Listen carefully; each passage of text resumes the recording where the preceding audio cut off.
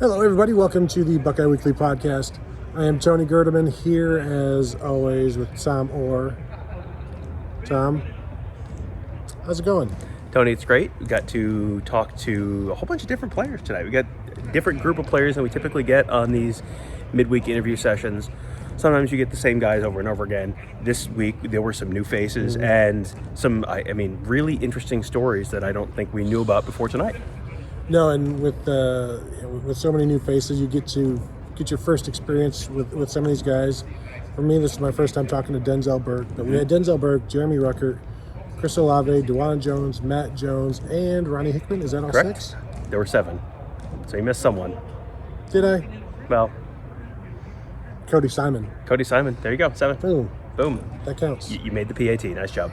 So, yeah, I've got to talk to all of those guys and basically get their view on things as they head into a game where Matt Jones, I believe, said some complimentary things about the Akron defensive line. He said it was kind of like, what are you expecting from Akron, and what do you have to prepare for? And it was just kind of like, it was one of those sentences where you start saying things and you kind of trail off when you realize like you're kind of out of stuff halfway, and you've only gotten to the comma and you're not to the period yet. So they do go hard. All these fans follow us everywhere. It's crazy. Sorry. Yeah, it's he talks about the fact, they go pretty hard, and anytime they play an in-state opponent, you always hear that, hey, these are guys who this is their Super Bowl. They get to come play in Ohio Stadium, and so, that's great. Like, I'm sure Akron's going to be extremely motivated. Akron also does not have football players who are as good as Ohio State's football players, which is something that does tend to factor in the results of these games. So, thus endeth the analysis for Saturday. No, we still have to talk about the game a little bit here. I want to talk a little bit about Denzel Burke, because as I said, this is our first time talking to him, and I was blown away. Mm-hmm. I was really, really impressed by everything he had to say, and it's not that he had, like, how when we talk to Nick Petit-Frere, like, he will go in depth, he will talk to you, and he'll converse. Harry Miller, like, he'll give you a bunch of talk. Like, Denzel Burke is just very confident, very matter of fact, doesn't need to say a whole bunch of words, but is like, there's no waver in the voice. When we talk to a lot of these guys, it's their first time talking to us, they're a little bit nervous. This guy has no nerves, although he did say he was nervous going into the Minnesota game. Tom, do you know when he knew he was going to start? I do not know. The week before. So a full week before he knew he was going. Wow, that's impressive. That tells me, maybe, I was going to say maybe that means that it wasn't necessarily a function of injury then. If it was like Seven Banks was kind of a game time decision, then that's pretty impressive. And that's been borne out as you've seen the play on the field. Ronnie Hickman was asked about him and just said basically like, he just has had total faith in him from, very early on. Like, it was even going into the Minnesota game, like, there's a true freshman on the road. Like, yeah, that's a tough environment. You've never played a college football game before, and you're starting on the road against a Big Ten team. And it was just like, it was fine. It all went fine, which at that point was like you go back to the post game with Minnesota, it was like jaw dropping that it was like, oh yeah, it was just kind of like fine. He said that quarterbacks obviously were throwing at him, testing him because he's a freshman. Somebody asked, do you hope that they will start to recognize you and stop throwing your way? And he's like, or just like start respecting you? And he's like, yeah. And then I was like, are you sure? Don't you want them to continue to throw? And he's like, yeah, I do. And just an interesting guy. He was going to be a receiver for Ohio State until he apparently, while he was being recruited, had to tell Brian Hartline, I want to play defense. And so that's when they started looking at him as a corner, and he said, he plays receiver for fun, but DB is where his heart is. And I think he was out for a season and just spent the entire time practicing defensive back, practicing corner, all of that stuff, and just really focusing on the defensive side of the ball. And he came into Ohio State. You have to have such confidence to be able to do what he's doing, and it's not something that you can get as a freshman while you're doing it. It's something you basically have to have for a long time. And I asked him, like, when like, where does that confidence come from? He said, God. And I said, well, how long has it been there? And he's like, it's just the way it's been. And I'm very focused and very confident, and like, this is all part of the plan. He's not surprised he's starting. He's not surprised he's playing well. I will no longer be surprised by anything. Yeah. I mean, if he's not surprised he's playing well as a true freshman, playing corner, starting, I'm not surprised now. Go back 3 weeks, I'm floored. I'm like knocked flat by the fact that this is happening right now. But you're right. I mean, you always talk about corners needing to have a short memory and forget the bad stuff. And there have been plays he's gotten beaten on. He's gotten called for pass interference in the Oregon game, I think, it was in the Minnesota game. He got flagged for pass interference in the end zone. So it's not like it's been perfect, but like very clearly this is not impacting him. And Ohio State has had corners like that in the past. I feel like Damon Arnett was a little bit like that, where he was real vocal, very confident. It didn't always go great, but that never seemed to impact how Damon Arnett viewed Damon Arnett. And, that was when you're not playing great, people look at that and associate that as a negative trait. When you are playing great, that just means you're confident. That just means you're, Deion Sanders that means you have swag. When you're bad, it means you have a bad attitude. And Denzel Burke has been playing well enough, and is playing well enough as a true freshman, 25% of the way through his freshman season, is playing well enough that it's like, oh no, that attitude, that is all a good attitude. So there's no better feeling in the world than shutting down a receiver and just completely controlling them. And does he let them know about it, Tony? Oh, yes. Tom, he was asked, so do you talk trash? And his entire answer was yes.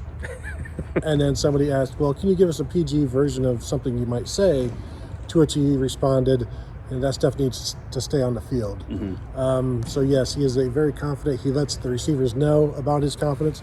The thing is, like, there were times where we would talk to Damon Arnett, and maybe it would border on cockiness, but I always enjoyed talking to him. With Denzel Burke, there's no cockiness, because it's all like, it's proven almost. It's the whole testimony versus theory, where right now he's just giving testimony. Yeah, and as someone who was down on the field during the games, I can tell you, yes, he does talk to the receivers.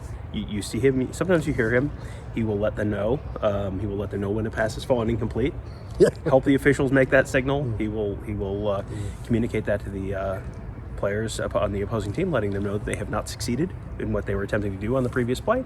So, yeah, he's, as long as you can back it up, man, and he is backing it up. That's literally it. It's like, you can say whatever you want as long as you can back it up, and he is backing it up. And even if he hits some sort of wall and declines a little bit this year, what he has already shown gives you a great idea, a really good look at what he's going to become. Tom, also, before we move on, he was asked about his interception that he definitely had that was taken away from him. He was not happy about it. He did say that he, in fact, did intercept the pass emphatically, and that you got to move on. But it was clearly an interception, which I think we all agree on. I'm sorry, it is now Buckeye Weekly canon that, and also literally Big Ten canon, that was not an interception. Let's wait for the apology. Let's wait for the Big Ten apology. I feel like that would have come already. I haven't written my letter yet. Chris Olave, got to talk to him tonight. That was, he was asked about not having a catch last weekend against Tulsa. I mean, that's weird for him. That is deeply unusual for Chris Olave to not have a reception. And he was another one who looked like he caught the ball, but then it didn't count because there was a penalty. He had that long reception, and then it got called back for an offensive face mask way away from the ball. So that was, he basically said, exactly what you'd expect Chris Olave to say. Chris Olave is, kind of soft-spoken, sort of ever the good soldier, and just basically said, like, they were dropping 8 a lot, which, so when they're dropping 8, that means it's a lot harder to throw the ball, but it means it's a lot easier to run the ball. So he just said that just meant Trevian Henderson basically had to go wild. And he said, as long as we win the game, I'm not that worried about it. You get the sense he sure would like to have some receptions this week in addition to winning the game. But, that's one of those, like, what else is he going to say? But yes, you have answered the question correctly. Good job. Yeah, exactly. But you're also a senior captain, and with a great history of production at Ohio State, and if you don't get a catch in the game, he was targeted, so at least that happened. But it's not like he's gonna. I'm transferring. Yeah, like I'm gonna. Chris Olave is at the transfer portal. No, he knows like it's just one game, and also next year he'll be making money doing this, and this is just, a lot of it is also how you react to things when they don't go your way. And I don't know how much he'll play this week. I don't think it'll be more than 2 quarters. No. And he was asked about some of the young receivers, Marvin Harrison and Emeka Egbuka, who I would expect we will see extensively in the second half of that game on Saturday. He said what struck him about them is they're just the consistency. Like, it's not just these are really talented players, and sometimes they do crazy stuff that you can't believe. It was just very consistently they're putting in the work, they're doing what they need to do, and that's what that's the stuff that you get. That's what I mean. Like, consistency of routine feels like those are like 2 big things to Chris Olave, because he was talking about how, he was asked, "Are you, have you changed anything this week after not having a catch? Hey, I'm going to put in some more work. I would really," and he said, "My routine is my routine. I stay in my routine. I learned my routine from Johnny Dixon and Terry McLaurin and Paris Campbell when I was, when I was young, and now I'm kind of following through. And now he's, I think, teaching that to the younger guys now." But that consistency, that routine, that's just something. It's just, this is a long football season. You kind of need to settle into some routines, because there's a lot of days and a lot of workouts and a lot of practices between now and the end of the season. So that routine is just something that Chris Olave learned, that he's sort of teaching those guys, and it sounds like they are sort of following them in that example. I thought it was interesting. We get here after practice.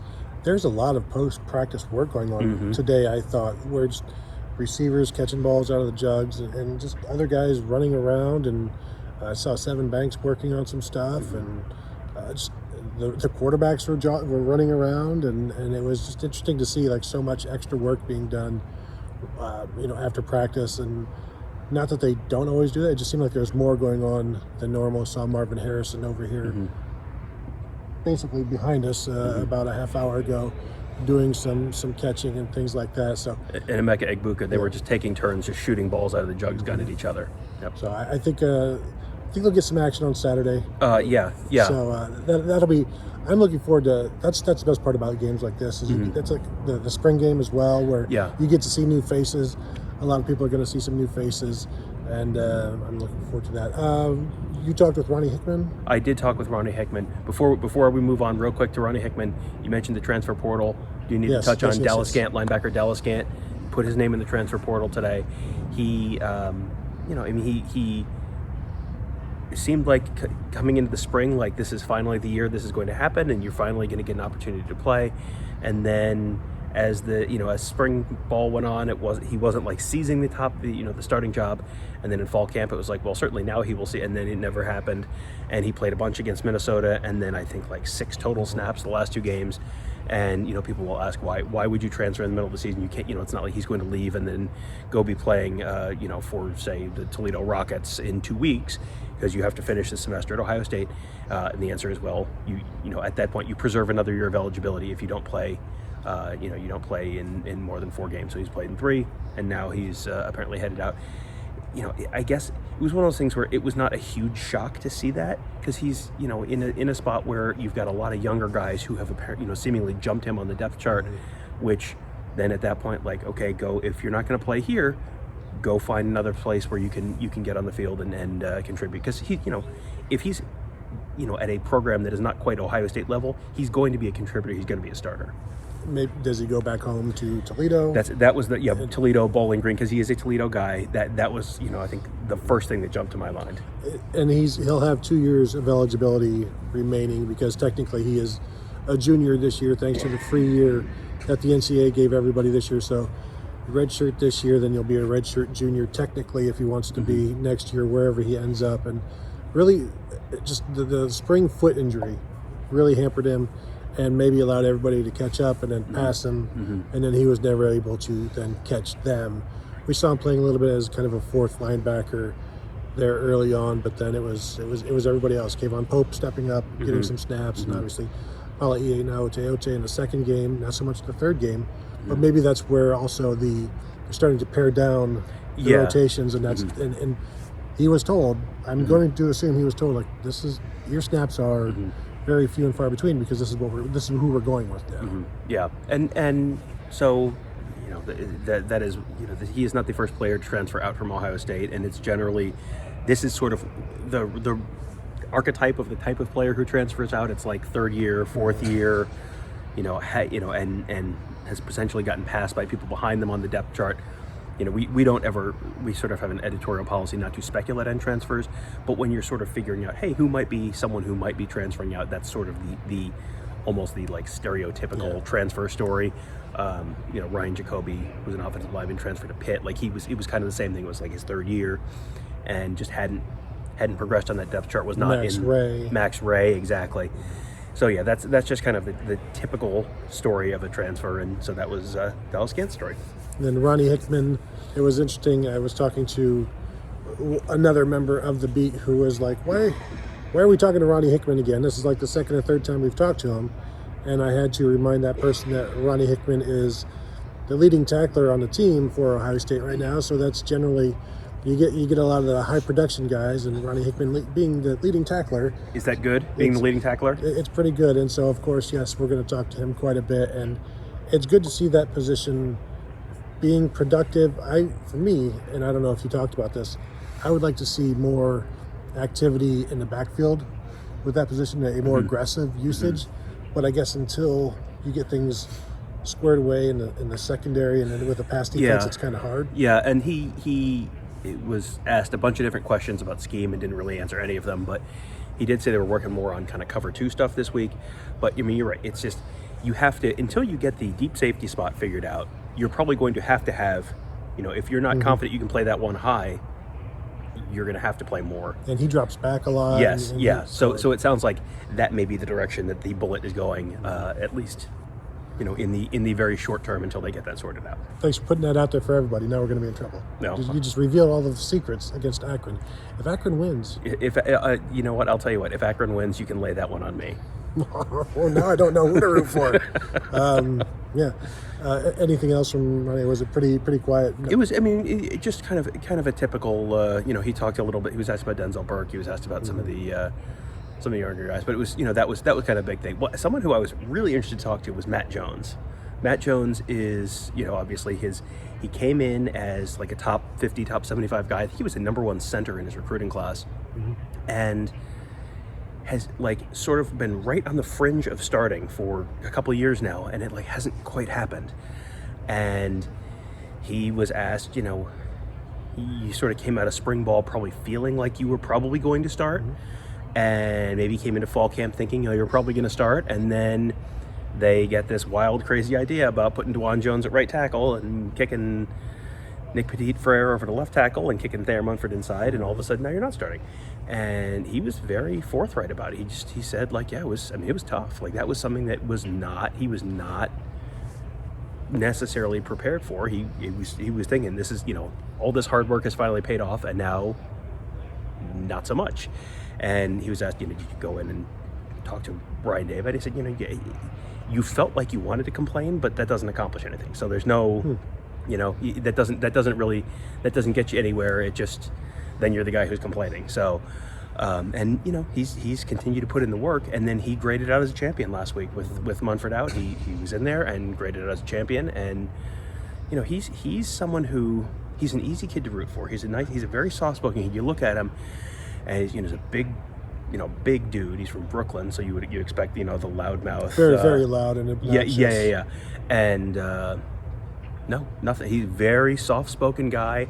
He real interesting dude, because he was asked about Jerry Emig, the SID, was kind of priming the pump, asking him about car troubles that he was having, and that was Jerry's way of letting us know that Matt Jones really likes cars. Like, he's really into cars. Said 2 years ago he got into fixing up cars. Bought a 1990 Nissan 300ZX. Fixed that up, and he's really into it. I asked him about, so what about fixing cars translates to football? Is it the patience? Is it the detail? And he said that it's like you have to do it right. You have to do everything right, because he when he got his car, he said he took the literally took the engine apart and put it back together, rebuilt the engine, and he said when you're doing that, if you do it wrong, you don't do it right the first time, it's very time consuming, and then you have to now I have to do it all over again. I put together IKEA furniture. I understand. Yeah. So that was Matt Jones. I mean, just these. First of all, I always love offensive linemen and defensive linemen. Those are always my favorite interviews. Those guys are just, for whatever reason, always the most interesting people to talk to. And it was just kind of, he's got an interesting story on the field. He's got an interesting story off the field too. Was he familiar with cars before he started taking one apart? Yes, I think he had driven them before. He said he's liked cars since he was like 7 or 8. He's liked them as a, just as a thing since he was a kid, but had never like worked on them until recently, which, like, that's ambitious to buy a car and just start taking it apart. But I mean, everything is on YouTube. But I mean, that's a whole new level. Well, that's a level of investment too. Like, you can install a garbage disposal while watching the YouTube videos, but 300ZX is a nice looking car. It was one of my favorites back when I was a young kid. Well, you can see if you can buy Matt Jones's, but he seems like he's pretty attached to it. But he did say he's driven it back and forth to New York a couple times, so it sounds like it's pretty reliable. He is putting his money where his mouth is there to be willing to drive through the barrens of central Pennsylvania in that car a couple times. So really trust his work. Talking to Dwan Jones about Matt Jones, and Dwan said, he's really quiet, but he loves his cars, and he was talking about that. And then I later on I came back to Matt Jones. I'm like, Dwan, do you understand the value in having a friend who can fix cars?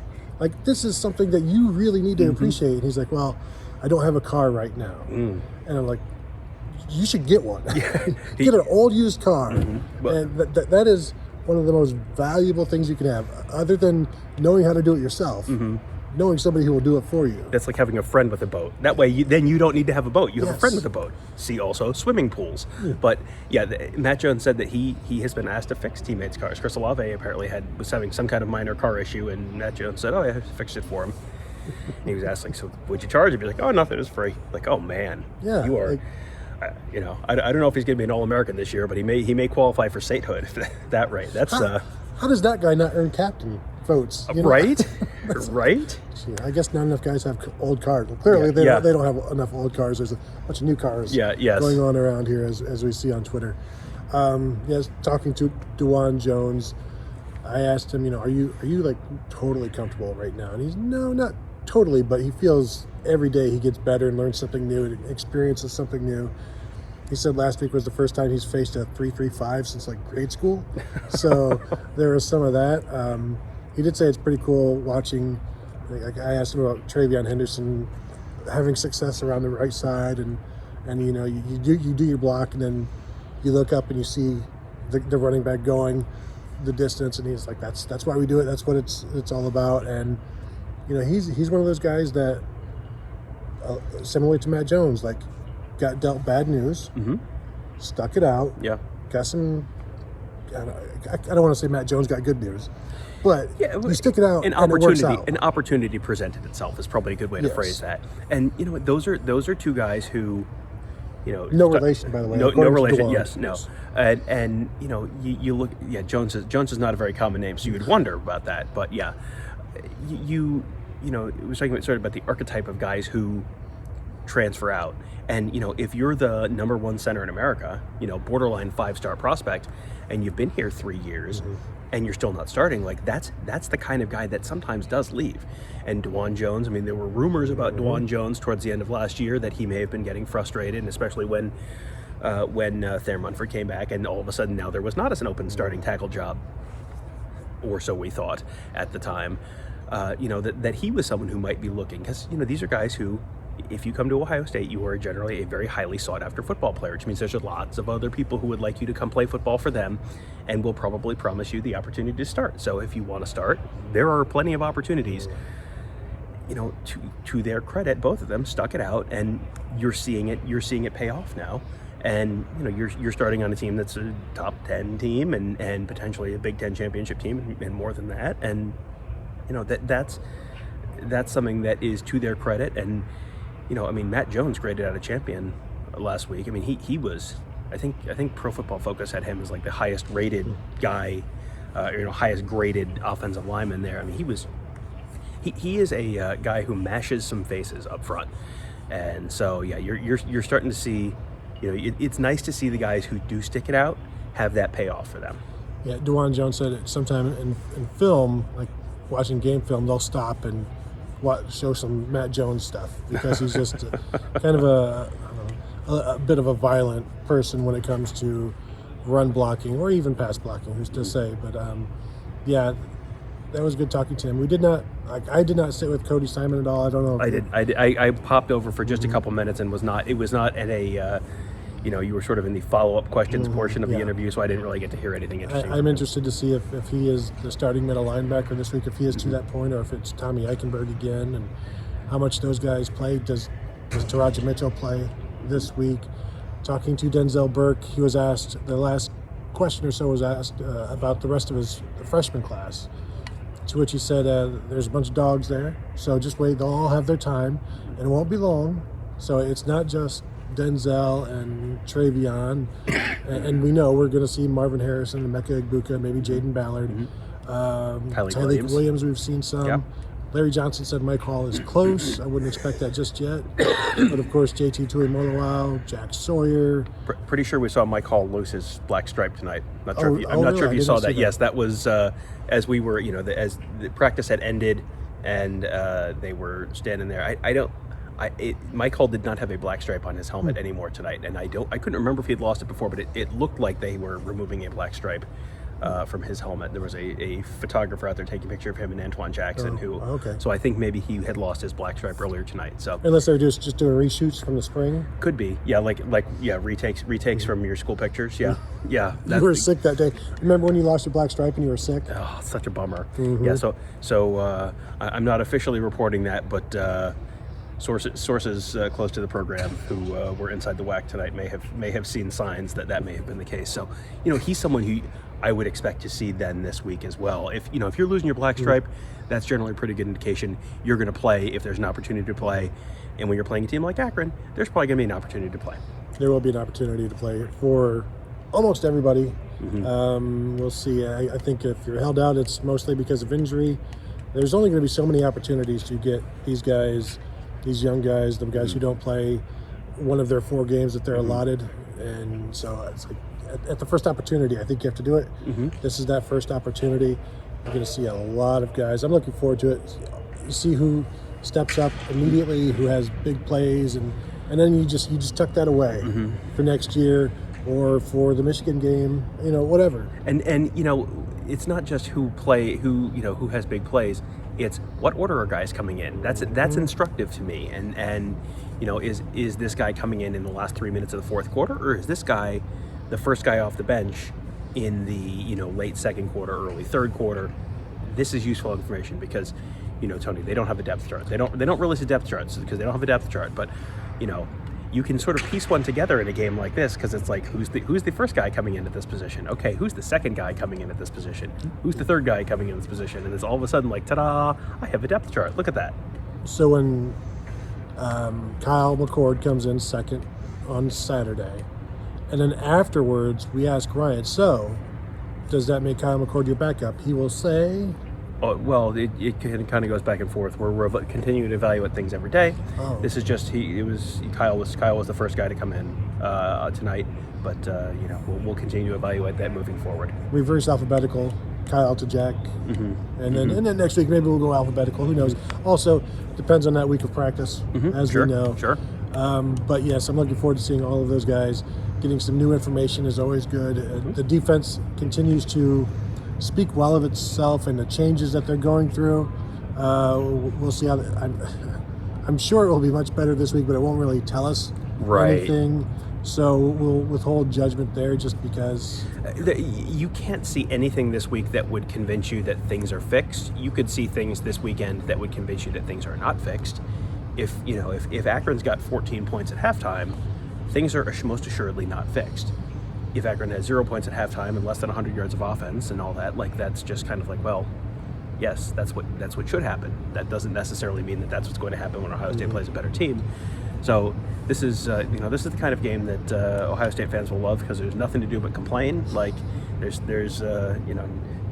there's nothing can be good news. There can only be bad news, which is the very favorite kind of game for so many people. Which I did one of the things I did hear Cody Simon say was he was asked, hey, you see people on message boards talking about, you are someone who people want to see more of. People want to see you play more, and he just basically said, I can't pay attention to that because, then the same people are saying bad stuff about my teammates, and I don't want to see that. So it's just kind of like you gotta kind of keep that at arm's length. Very good thought process. Yeah, there's no good news. There's only Zool. Yeah, as we know. One last thing, as we got in here, Matt Barnes had the defense gathered around him. He was talking to the defense. Kerry Combs was there with them, and then Kerry Combs talked to the defense, I think, a little bit. But it seemed to be, again, Matt Barnes' show, and we'll see how that goes on Saturday. Anything else, Tom, before we go? I think that pretty much covers it. I think we've covered everyone we talked to, right? I have. Yeah, I think we're good. I'm secure in what I have said. So I want to thank you all for watching. Thank you guys for listening. As always, check us out at BuckeyeScoop.com. If you are not yet a member, feel free to become one. If you are a member, thank you very much for that. As always, you can also go to youtube.com/BuckeyeScoop and find all of our videos, live streams like the one we had today with interviews and such. So thank you guys, and we will talk to you later.